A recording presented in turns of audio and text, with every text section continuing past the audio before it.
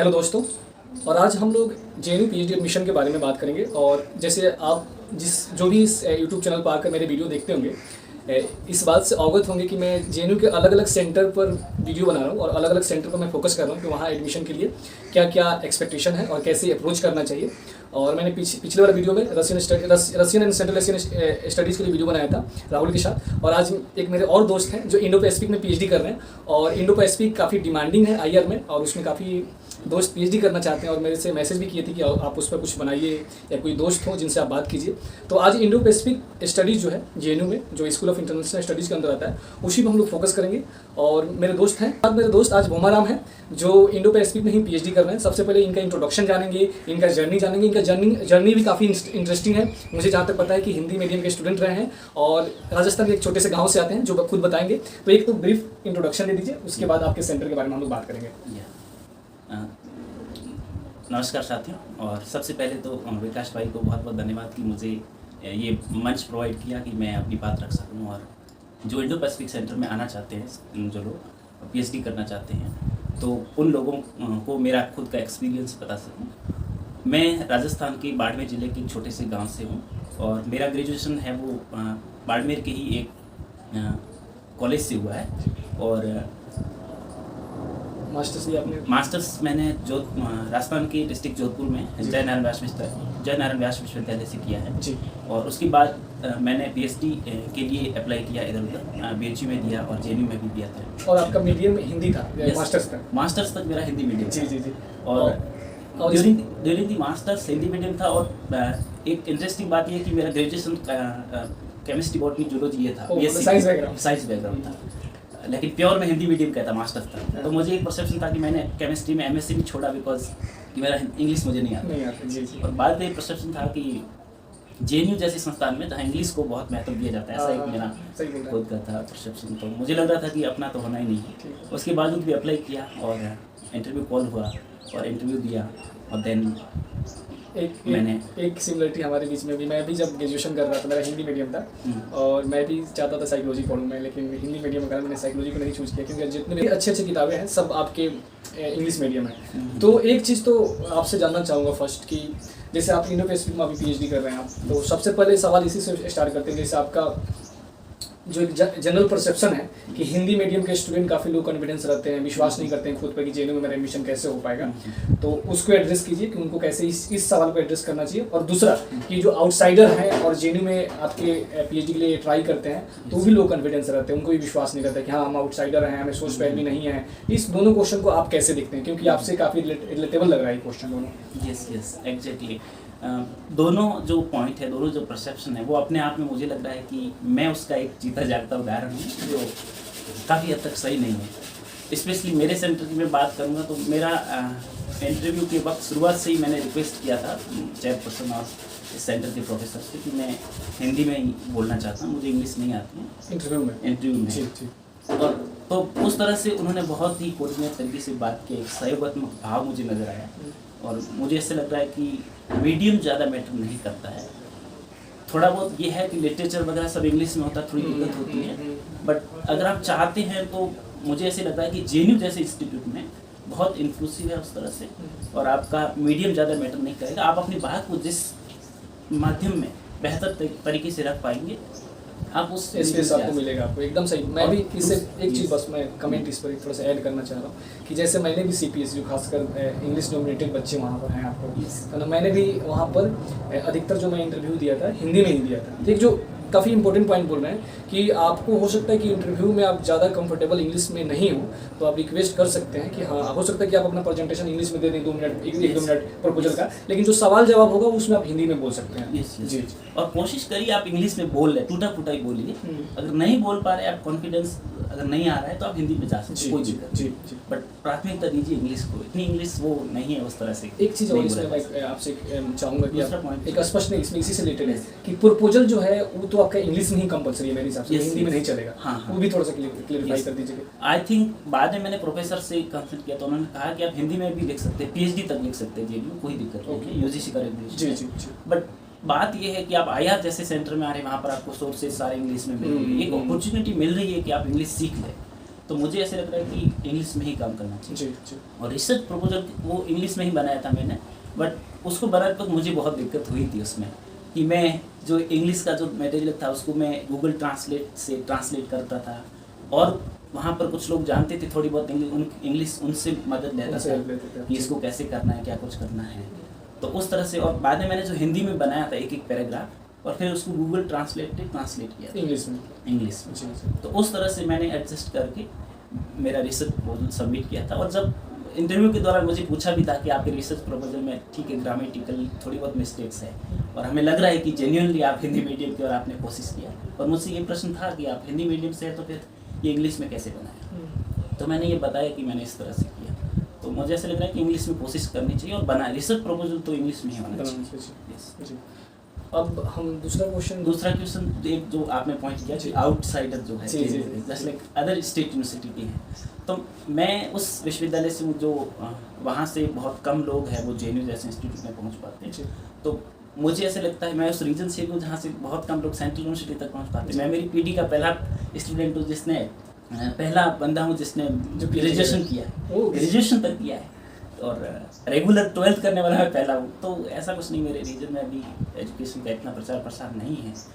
तो जो perception outsider का जो है, मुझे ऐसे लग रहा है कि मैं एक जीता जाता एग्जाम्पल हूँ, और मेरी क्लास में भी 3-4 और ऐसे स्टूडेंट हैं जो जेएनयू के स्टूडेंट नहीं, बाहर से आए। जी। तो आप अगर बेहतर करते हैं, थोड़ा बहुत कोशिश करते हैं तो बेहतर। तो एक जो सबसे जो ज़्यादा कमेंट इस वीडियो पर आता है जब मैं वीडियो अपलोड करता हूँ कि जो आउटसाइडर वाले हैं वो अप्लाई कर सकते हैं कि नहीं कर सकते हैं, उनका एडमिशन हो पाएगा कि नहीं हो पाएगा, क्योंकि आप जानते हैं कि पीएचडी में जो परसेप्शन है जनरली खासकर वो होता भी है दूसरी यूनिवर्सिटी में कि जिनका सोर्स पैर भी होता है उन्हीं का एडमिशन होता है, या जिनका रेपो प्रोफेसर के साथ बहुत अच्छा होता है उन्हीं का एडमिशन होता है। तो आपकी कहानी से तो एक लग रहा है, उससे मेरे भी कहानी सेम है आपकी जैसा है कि मैं भी आउटसाइडर था यहाँ पर, मैं किसी को नहीं जानता था, और मेरा सीपीएस में पीएचडी एडमिशन हुआ। तो जो आउटसाइडर वाला क्वेश्चन आप लोग पूछते हैं मेरे हिसाब से उसका जवाब आप लोगों को मिल चुका होगा। अब हम आते हैं स्पेसिफिक आपके सेंटर के बारे में, कि आपके सेंटर में किसको अप्लाई करना चाहिए, आपके इंडो पैसिफिक सेंटर में क्या स्कोप है, और किस चीज़ पर फोकस किया जाता है, क्या होंगे स्टडी जो होता है वो किस एरिया को फोकस करता है, इसको एड्रेस कीजिए आप। अगर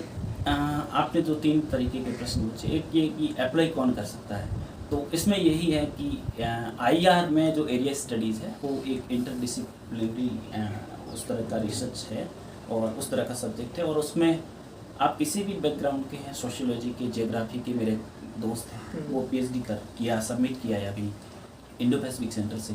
मैं पॉलिटिकल साइंस से हूँ, आईआर से हैं, तो आप अप्लाई कर सकते हैं, इसमें कोई इशू नहीं। मल्टीडिसिप्लिनरी सब्जेक्ट से भी यस आ सकते हैं। विशेष तौर पर मैं मेरे ही सेंटर की बात कर रहा हूँ। और दूसरा प्रश्न जो आपने किया कि आपका जो इंडो पैसिफिक सेंटर है वो किस चीज़ को फोकस कर रहा है, तो इसमें एक चीज़ ये कि अगर जियोग्राफिकल आप देखेंगे तो Indian ocean and Pacific ocean दोनों को मिला के और उसके इर्द गिर्द की कंट्री इंडो पैसिफिक रीजन को बनाते हैं और कंस्ट्रक्ट करते हैं। तो मेनली हमारा जो सेंटर है इंडो पैसिफिक वो साउथ ईस्ट एशियन रीजन और पैसिफिक और साउथ पैसिफिक रीजन और इंडियन ओशियन रीजन, इसमें आने वाले जो कंट्रीज है उस पर जो इंटरेस्टेड है लोग, जो एक mainly security and strategy aspect से और भी अलग एस्पेक्ट से भी कर सकते हैं आप रिसर्च, और इस रीजन में कोई अगर काम करना चाहता है तो इंडो पैसिफिक में।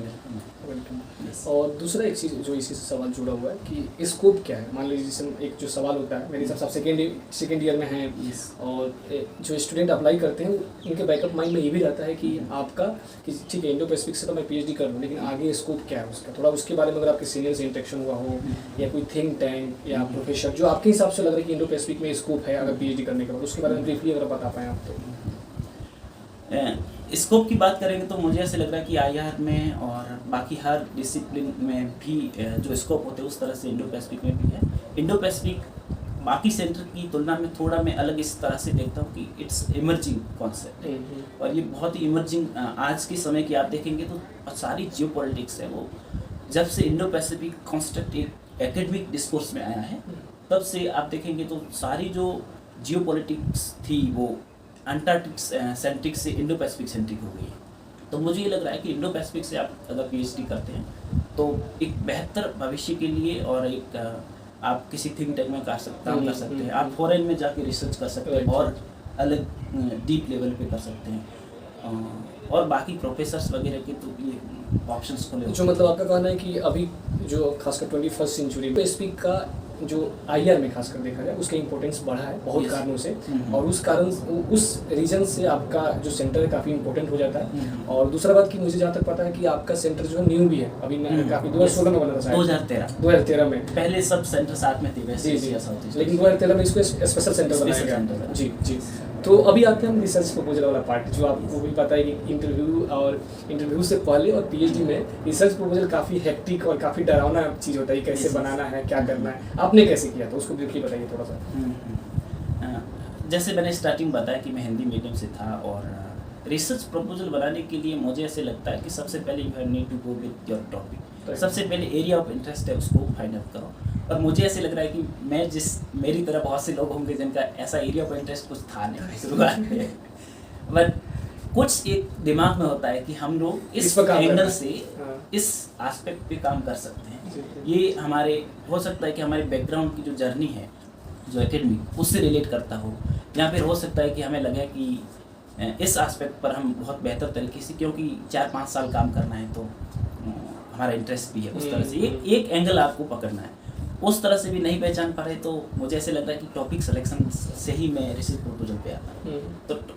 तो उस एंगल से अगर नहीं कर पा रहे तो टॉपिक सिलेक्शन के दो वे होते हैं। एक होता है कि आप थीम कोई डिसाइड कर लो, कोई भी जो इमर्जिंग थीम है उस तरह से देख सकते हो, या फिर दूसरा होता है कि आप state theme, just like climate change हो गया, डिजास्टर मैनेजमेंट हो गया, या फिर आप फॉरेन पॉलिसी पे करना चाह रहे हो, या फिर आप इंफ्रास्ट्रक्चर डेवलपमेंट पे करना चाह रहे हो। और दूसरा ये है कि आप किसी एक स्टेट को ले लो, किसी भी एक देश को ले लो, या फिर किसी एक रीजन को ले लो, और फिर उसमें किसी थीम को घुसा के भी इस तरह से कर सकते हैं। तो ये दोनों वे हैं। तो आप पहले एक टॉपिक डिसाइड करिए, और उसके बाद में उस टॉपिक से रिलेटेड जो भी है लिटरेचर उसको ढूंढिए, और वो कैसे ढूंढ सकते हैं वो मैं कोशिश। सेकंड पॉइंट जो था कि लिटरेचर सर्च कैसे करना, तो उसमें आप गूगल स्कॉलर पे जाके रिसर्च आर्टिकल्स देख सकते हो, या फिर आप ऐसे ही गूगल में अपना टॉपिक डाल के और उसके बाद में आर्टिकल्स लिख के ऐसे सर्च कर सकते हो। और भी बहुत से प्लेटफॉर्म हैं, जैसे JSTOR का अगर आपके पास सब्सक्रिप्शन तो उसके थ्रू आप कर सकते हो। एंड और स्पेसिफिक इंडो पैसिफिक रीजन का कुछ देखना है तो जस्ट लाइक द डिप्लोमेट्स हो गया, या फिर ईस्ट एशियन फॉर्म हो गया, जो जनरल से जी, कुछ ऐसे प्लेटफॉर्म है जहाँ से आप कर सकते हैं। एक है और है S Rajratna school of international studies Singapore, उनकी वेबसाइट पे जा सकते हो आप। तो इस तरह से मुझे ऐसे लग रहा है कि आप लिटरेचर को फाइंड आउट कर सकते हैं। जी जी। और नेक्स्ट स्टेप ये कि आप लिखेंगे कैसे, तो मुझे 2 चीज़ें ध्यान में रखनी होती हैं। जो एक होता है लिटरेचर रिव्यू और एक होता है लिटरेचर समरी।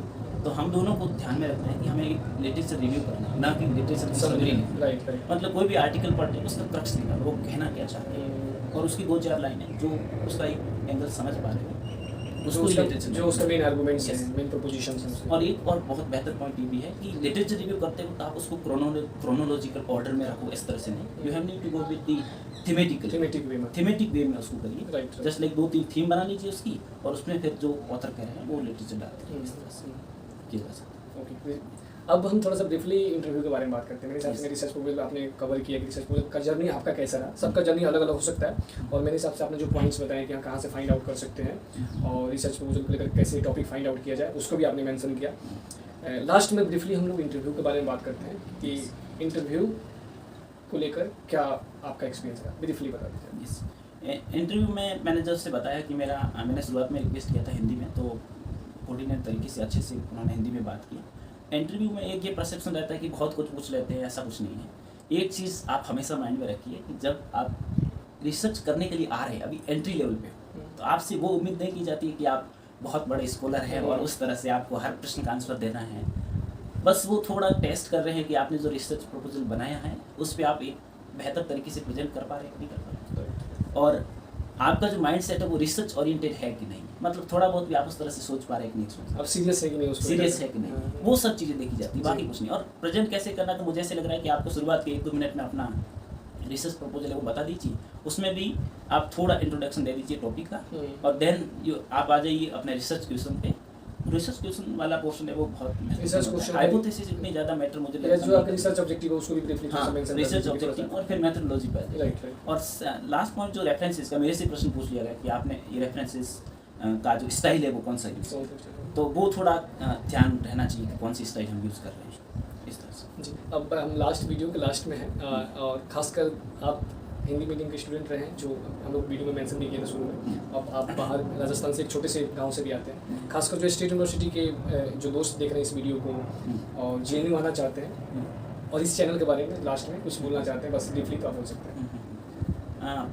मैं लास्ट में यही कहना चाहूँगा कि ये सारा परसेप्शन आप दूर रखिए और आप अप्लाई करिए JNU में। जी। हिंदी मीडियम है या फिर वो थोड़ा रहता है बैकअप माइंड में उस तरह से कि नहीं होगा वो सब, बट आप अपनी तरफ से एफर्ट लगेंगे तो मुझे लग रहा है कि आप एडमिशन पाएंगे JNU में। और विकास भाई का ये जो चैनल है आप को पता ही होगा कि ये बहुत से लोगों की मदद कर रहा है। विकास भाई को बहुत बहुत धन्यवाद कि आपने मुझे ये मंच प्रदान किया। और आप सबकी अगर और कोई इंक्वायरी हो तो आप ज़रूर कमेंट करिए जी जी। और उनका जवाब देने का हम पूर्ण रूप से प्रयास करेंगे। और विकास भाई तो कंटिन्यू प्रयास कर ही रहे, आप लोगों की मदद कर रहे हैं इस तरह से। तो मैं जब JNU, एक ये भी सोचिए कि मैं जब JNU आया उससे पहले मैंने यूट्यूब पे आपका भी एक वीडियो देखा था तो मुझे ऐसे लग रहा है कि वो काफ़ी उस तरह से मदद करता है ये इस तरह की वीडियोस। जी। और ये आप बहुत बेहतर प्रयास कर रहे हैं और थैंक यू सो मच। बहुत बहुत धन्यवाद कि आप लोगों ने लास्ट तक वीडियो को देखा, और खासकर जो इंडो पैसिफिक में एडमिशन लेना चाह रहे हैं, हम आशा करते हैं कि उनको इस वीडियो के माध्यम से थोड़ा बहुत जो भी हेल्प हो सके, एक थोड़ा सा एक सेंस बन सकता है कि हाँ इस सेंटर में क्यों अप्लाई करना चाहिए और कौन आ सकता है। तो मेरे हिसाब से उस पर्पस में हम लोग थोड़ा सा आप बोल सकते हैं कि हम लोग कामयाब रहेंगे कि अगर किसी को हेल्प होगा। बहुत बहुत धन्यवाद कि आपने